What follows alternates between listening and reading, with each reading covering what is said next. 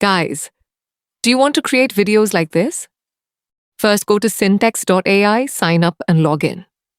Now first we need to create images.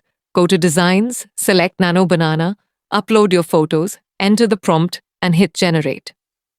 Your image will be ready. Just download it. Create all the necessary images like this. Next, go to Videos, select Kling and choose Keyframe Mode. Then select Kling 3.0 from version and choose your video duration. After that, upload the images you created. Add one as the start frame and another as the end frame. Enter your prompt and generate the video. Now repeat the same process. Use the last frame as the new first frame. Add another image as the end frame.